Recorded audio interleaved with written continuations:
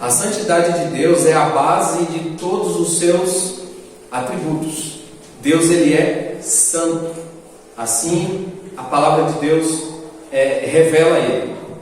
O Deus invisível, aquele que ninguém jamais viu. Assim como diz o comecinho do Evangelho de João. Assim como diz também 1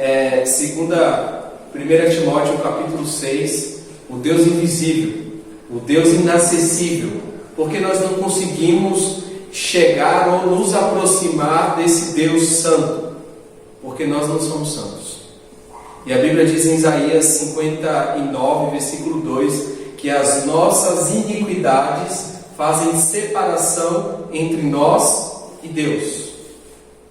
Deus é santo e nós somos pecadores e precisamos constantemente da presença de Deus. Como lidar com essa situação? Necessitamos de um Deus santo, mas esse Deus santo não pode permitir que a presença de nada que é comum ou pecador, ou esteja no estado de pecado, se aproxime dele.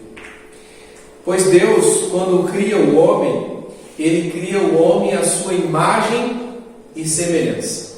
Significa que eu e você também fomos criados com esses atributos de Deus, com a justiça de Deus, e tudo aquilo que tem em nós é algo derivado de Deus. Porque nós somos imagem dele. Ele é a perfeição de tudo que nós vamos falar agora. Deus, ele é santo. Ele é amor, assim como a Bíblia diz. Deus, ele é justo. Ele é justiça. Deus, ele é misericordioso. Mas nós, quando fomos criados à sua imagem e semelhança. E sendo a sua imagem e semelhança, os atributos de Deus, eles estavam presentes no ser humano. Mas a partir do ser humano, a partir do momento que o ser humano ele escolhe as coisas erradas e decide se rebelar contra Deus, e o pecado agora passa para toda a humanidade, todos nós, a partir desse momento, deixamos de ter a perfeição pela qual Deus nos criou. Mas o plano de Deus é que restaurasse no ser humano esses atributos de amor, bondade, misericórdia, justiça. E isso agora, tudo isso, como sempre, ele só pode ser reproduzido em nós através de Jesus Cristo. Foi para isso que ele veio. Mas Deus, nesse plano de salvação, ele cria meios para que assim a gente ainda pudesse estar próximo dele, né? Olha só o que diz 1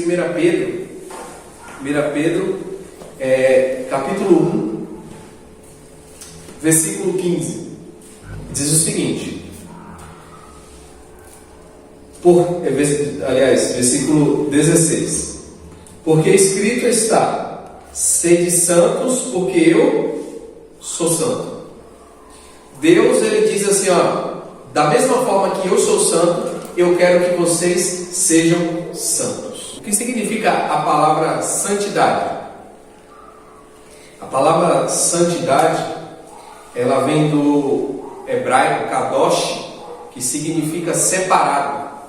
Então, santo é tudo aquilo que é separado para um propósito. Quando Deus, ele diz que ele é santo, ele é separado de qualquer coisa comum, de qualquer coisa que não tem a ver com os seus atributos, com aquilo que ele é. Então, Deus, ele é santo. E os seus atributos, eles todos caminham sobre a sua santidade. Vou dar um exemplo aqui. Eu acredito que todos aqui já viram uma linha de trem, ou uma linha de trem, um metrô, ou um trem em movimento, né? A santidade é a linha aonde todos os seus atributos caminham. Vamos supor, um trem, ele tem vários vagões. Vamos colocar aqui um vagão como amor. Primeiro vagão. Segundo vagão, misericórdia, justiça. Todos esses atributos de Deus, eles estão caminhando sobre a sua santidade. O que isso significa?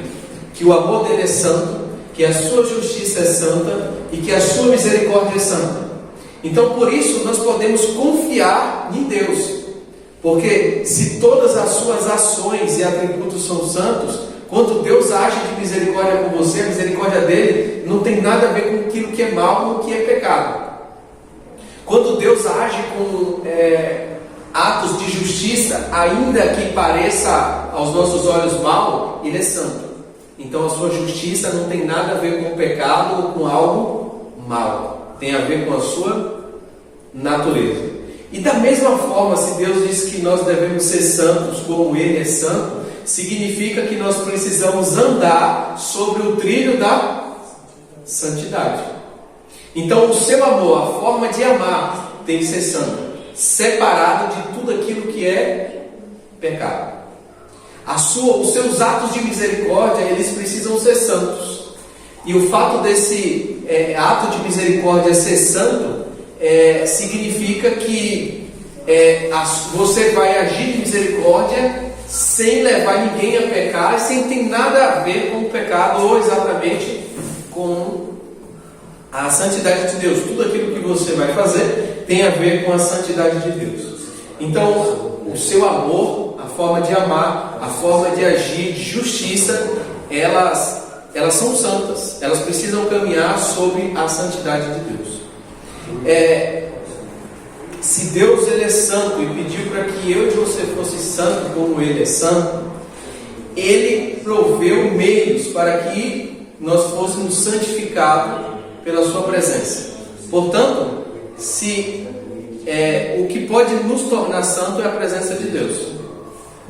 Se Deus não está na nossa vida, é impossível santidade. Vamos supor, em um determinado momento, Deus ele chama Moisés e ele diz: Moisés, ao chegar até aqui, tira as suas sandálias, porque o lugar onde você pisa é lugar santo. O que tornou aquele lugar santo? A presença de Deus. Porque Deus estava ali na sarça ardente e a presença dele tornou aquele lugar santo. Deus ele santificou o sábado e chama de dia santo. O que faz desse dia santo? Porque Deus para descansar nesse dia, então Ele torna esse dia santo. Então tudo aquilo que é santo significa que tem a presença de Deus. Se não tem a presença de Deus, não é santo. Então o trilho onde nós vamos andar, ou seja, é andar com Deus. Assim como Enoque andou com Deus, assim como Noé andou com Deus, assim como Davi andou com Deus, eles andaram no trilho. Alguns momentos eles fizeram o quê? Saíram do trilho. Mas eles sabiam de onde veio e para onde eles estavam indo. Portanto, eles voltam para o trilho. Mas Deus ele prepara algo que é interessante e importante entendermos o grande significado desse meio que Deus criou para que nós pudéssemos ser santificados. Abra sua Bíblia no livro de Êxodo, capítulo 25. Êxodo, capítulo 25, versículo 8. E me farão um santuário, para que eu possa habitar no meio deles, segundo tudo que eu te mostrar para modelo do tabernáculo, e para modelo de todos os seus móveis. Assim mesmo o farei. Deus ele faz um pedido. Ele diz assim: e me farão um santuário para que eu possa habitar no meio deles. Olha o pedido de Deus. Qual que é a finalidade do santuário? A finalidade do santuário era que a presença de Deus estivesse no meio do povo. E agora o povo, através da presença dele, ia se tornar o quê? Santo. E aí vem todos os rituais bíblicos, onde Deus fala o que pode, o que não pode, aonde você deve ir, aonde você não deve ir. E Deus ele agora determina a forma de se vestir, a forma de comer. Ele define os tipos de animais que iriam entrar no santuário, as pessoas que iriam entrar no santuário, os sacrifícios para que tirasse qualquer tipo de impureza cerimonial das pessoas, para que elas entrassem ali lavadas pelo sangue do Cordeiro. como se fosse o sangue de Jesus, os cordeiros, que eles ali se sacrificavam como sacerdote. Para entrar no lugar, no santuário, ele precisava oferecer um sacrifício por ele mesmo. Os pães que estavam ali eram santos, não era todo mundo que poderia pegar ou comer aqueles pães. A bacia, o altar, tudo ali era separado para um propósito.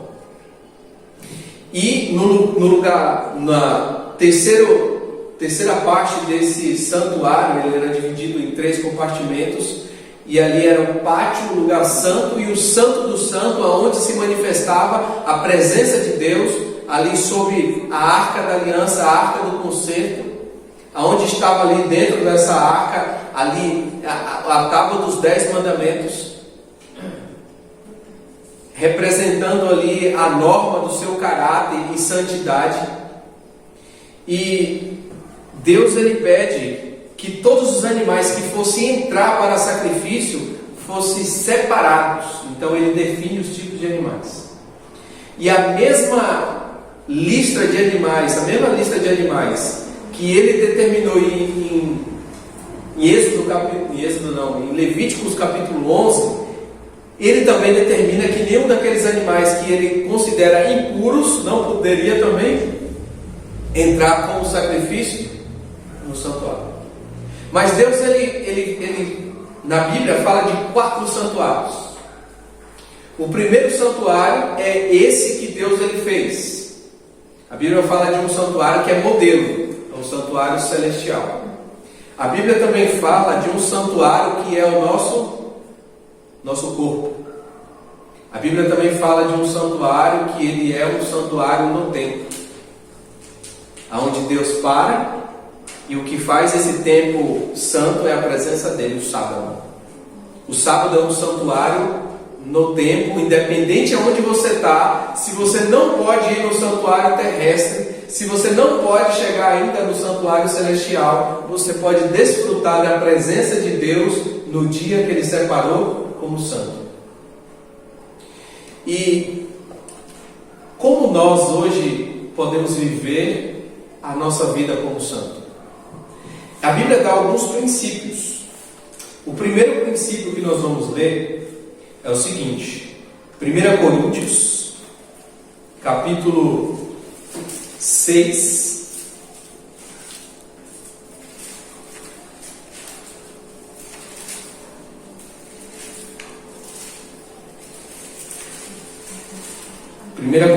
capítulo 6, ele diz o seguinte, versículo 12: todas as coisas me são lícitas, mas nem todas convêm.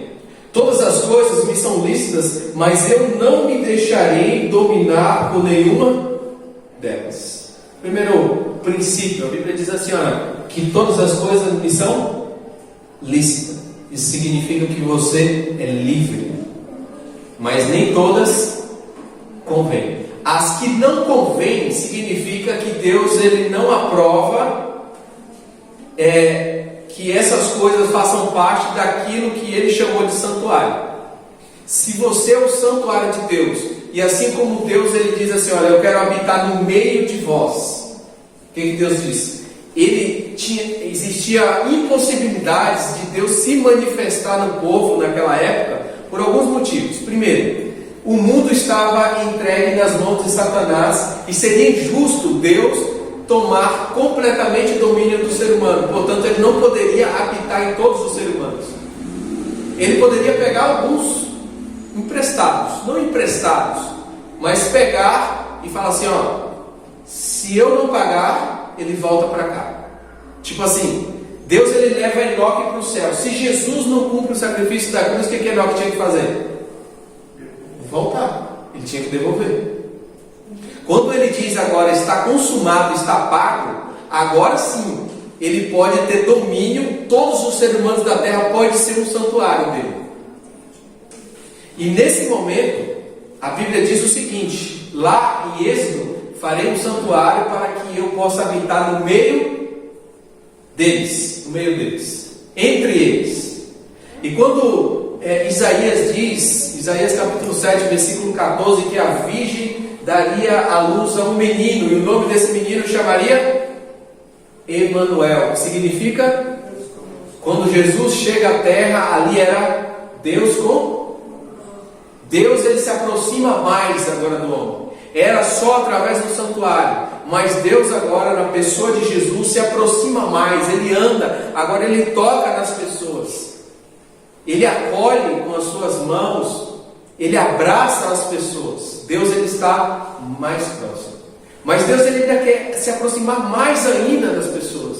E o que ele faz? Quando nós vamos aqui para o livro de João, capítulo 14, e o versículo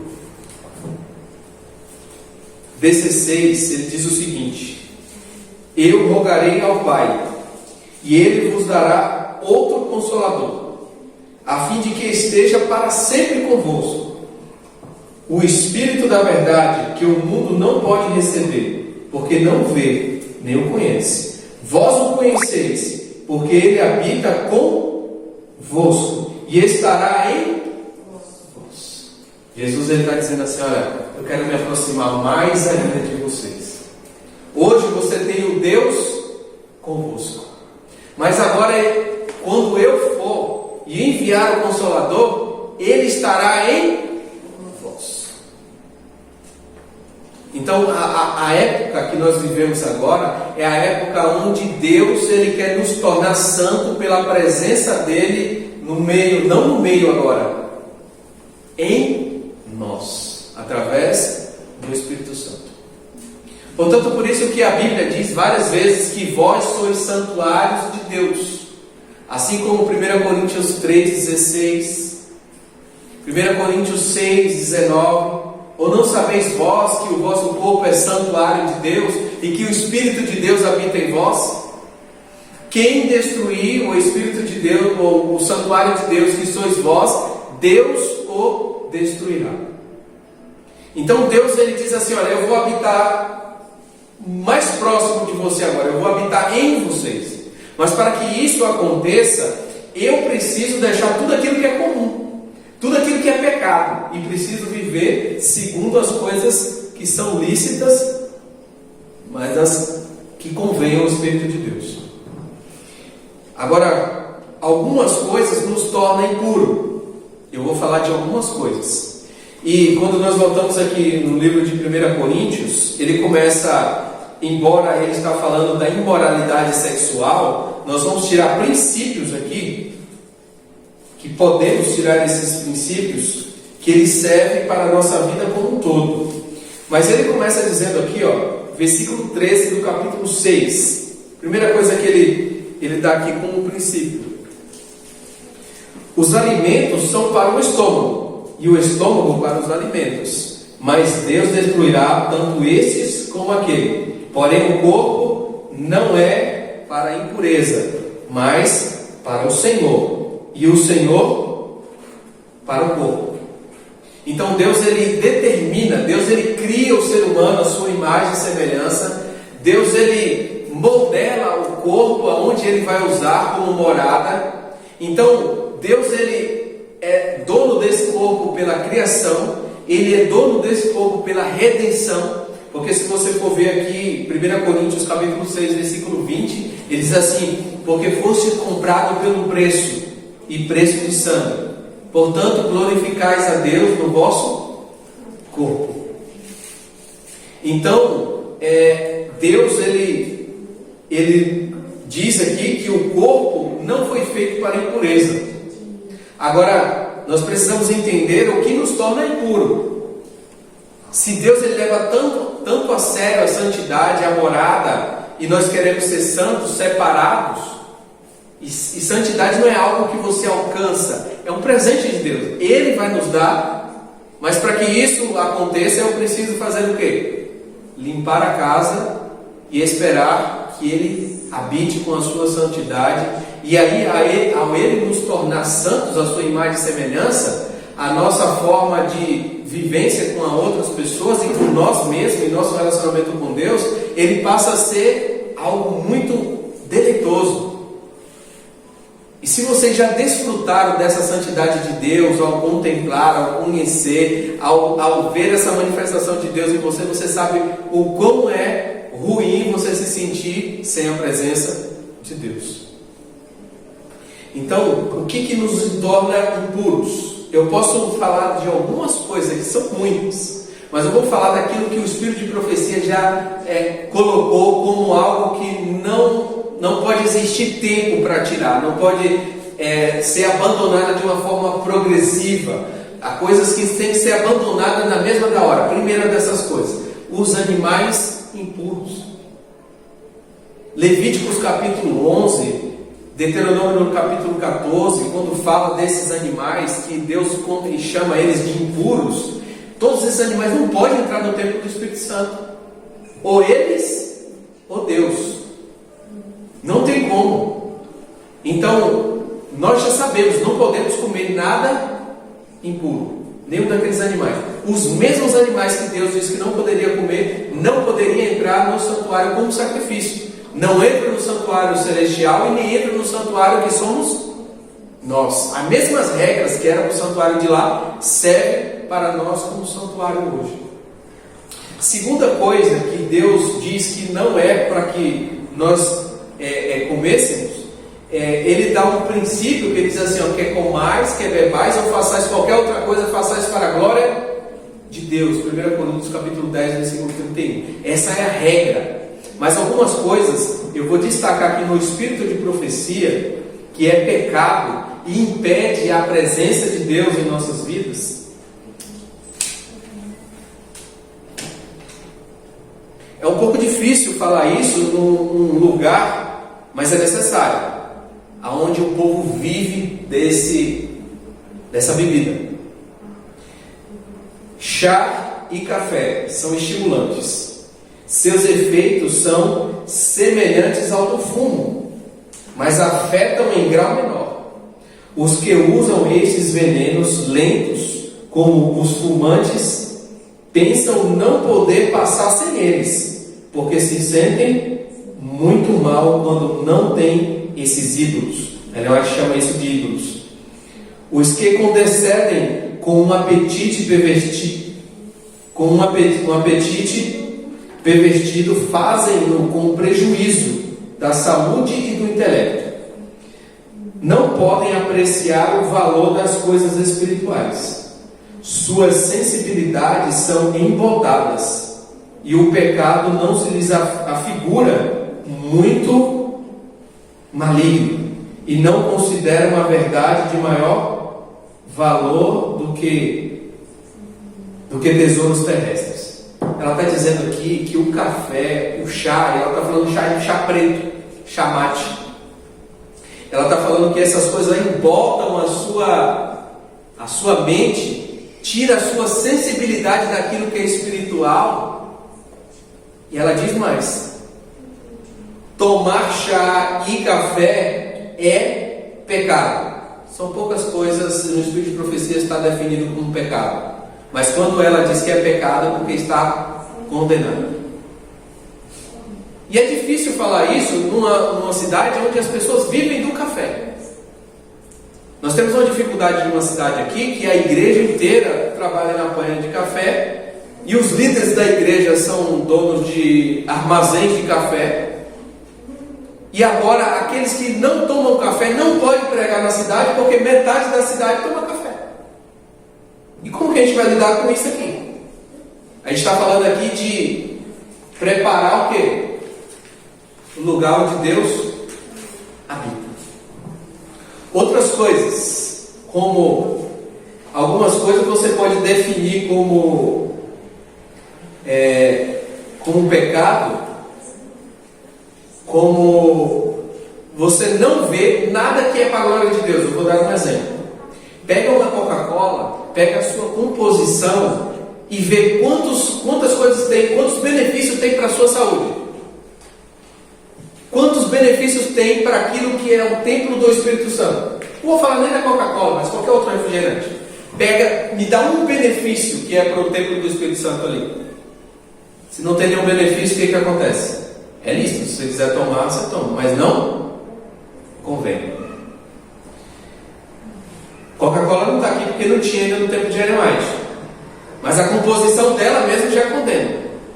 Não preciso de nada, não preciso de Bíblia nem de profecia para dizer que a Coca-Cola faz mal. Preciso? Não preciso.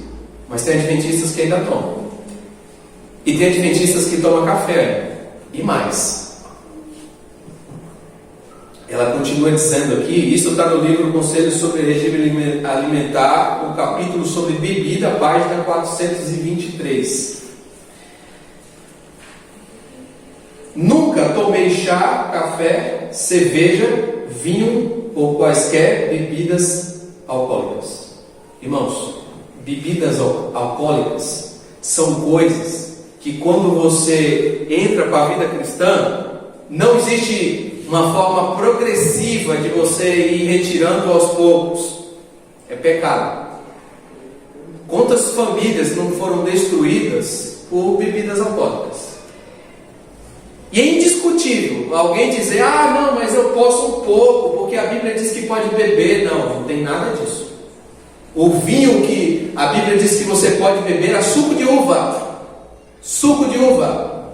Existem duas palavras na Bíblia que é um vinho fermentado e um vinho não fermentado. Geralmente o vinho que era próprio para beber é chamado de vinho novo da Bíblia. Esse vinho significa que ele não era alcoólico. Era um vinho que Jesus ele faz ali um milagre. O milagre era o suco de uva. Jamais Jesus ia fazer um milagre de uma bebida alcoólica. Ele é o quê? Santo. E tudo aquilo que é alcoólico embota os pensamentos e não pode sair da santidade de Deus. Infelizmente, eu falo porque eu vejo adventistas que ainda tomam cerveja. E está assim.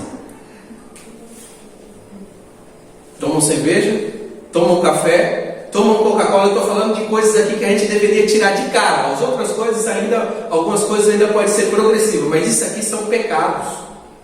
São coisas que você está jogando para o templo do Espírito Santo e Deus não vai habitar lá. E mais,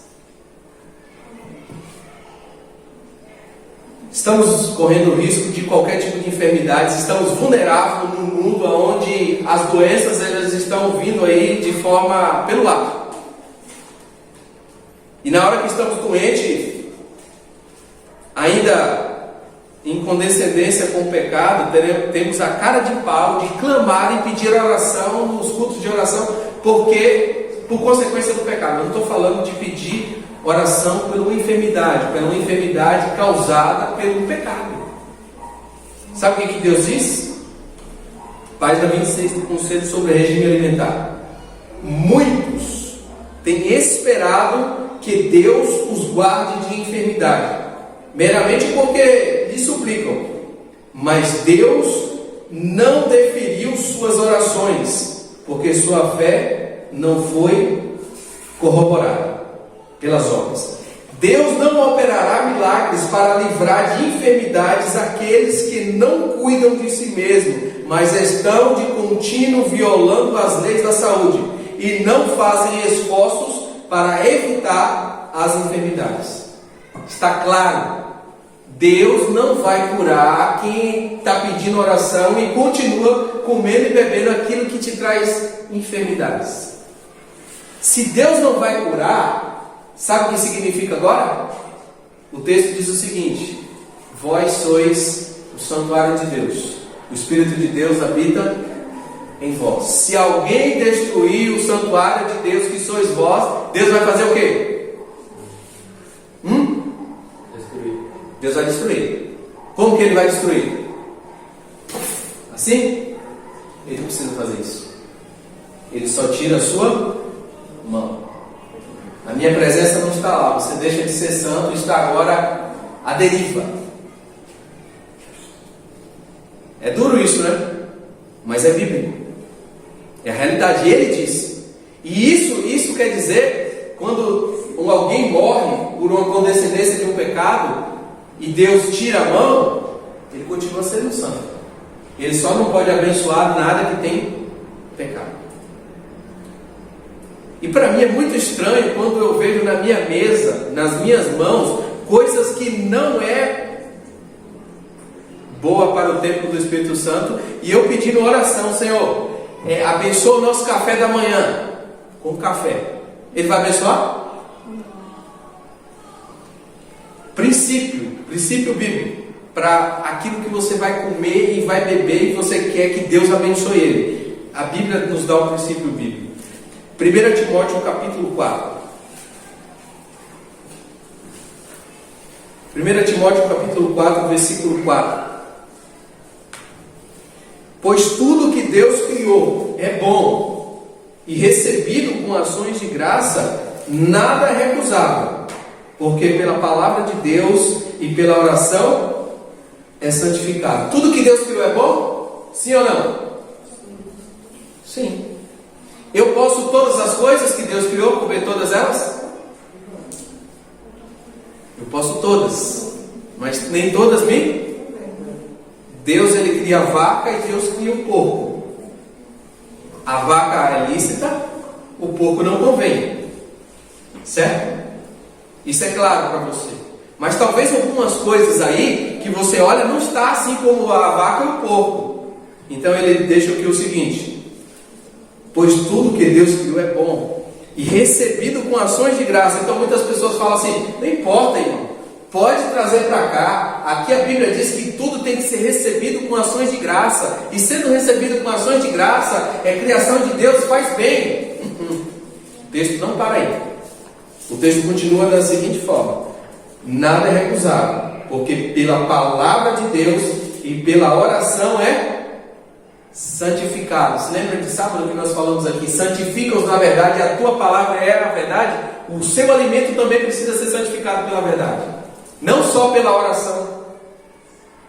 Tem que ser santificado e abençoado pela oração e pela palavra.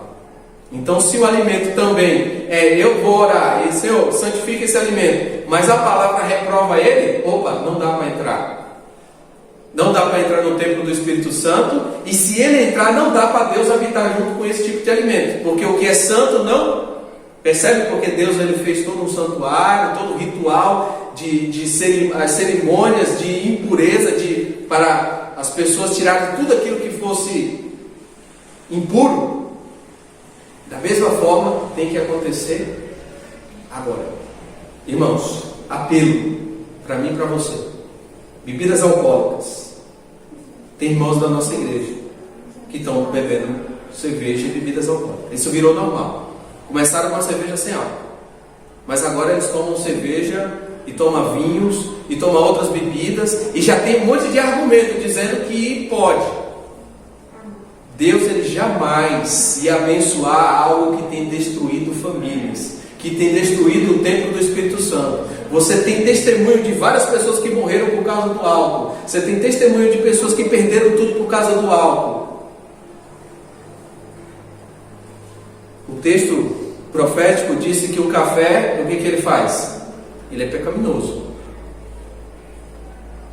Não pode ser de uma forma progressiva essas coisas que é pecado. Se você quer a presença de Deus, que Ele habite em você, você precisa começar a tomar decisões da sua vida.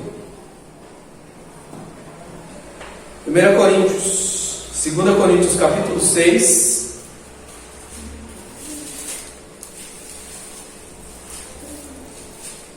Segunda Coríntios capítulo 6.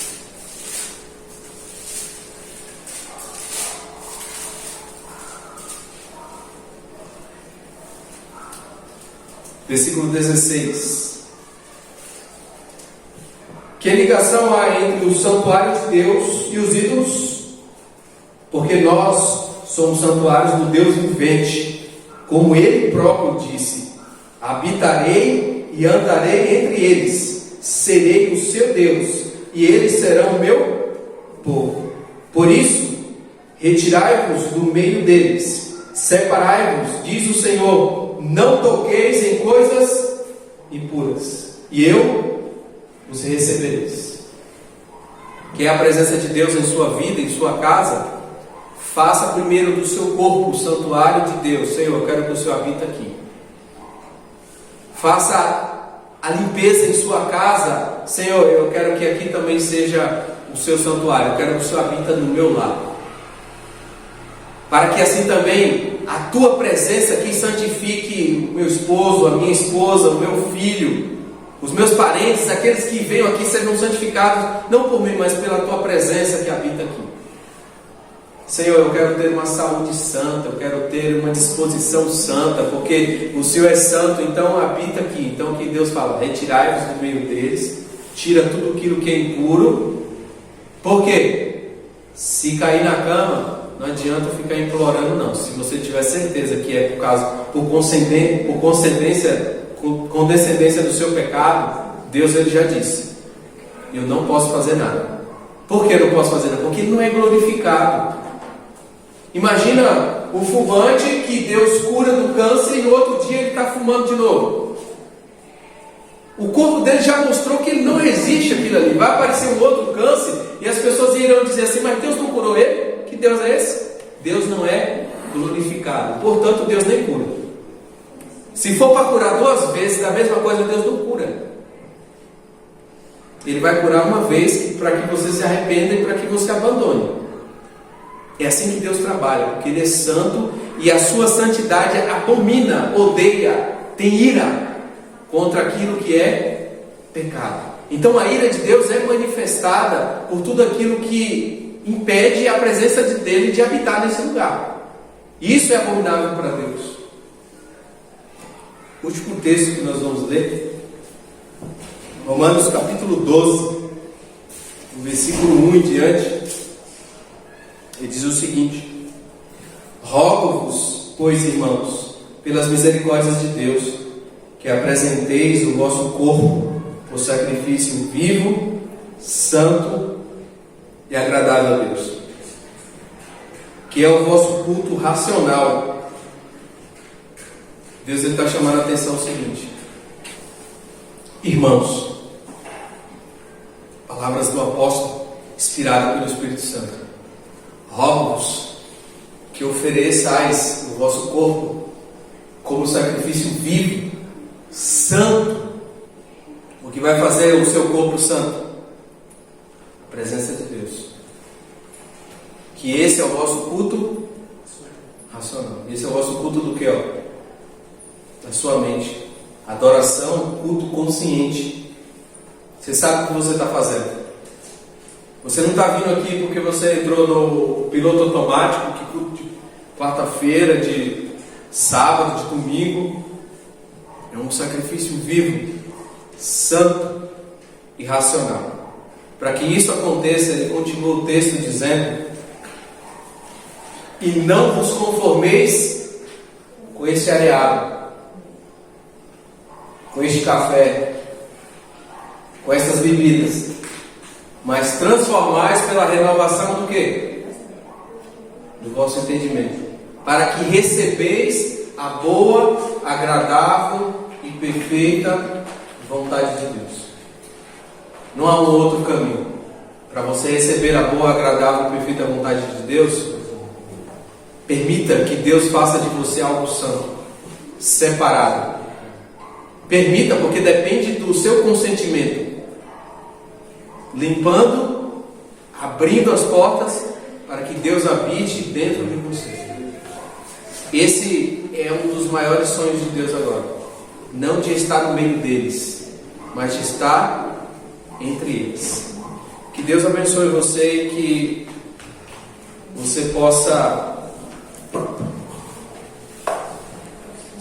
de fato se entregar completamente àquilo que você sabe que é incomum, impuro, que você possa tirar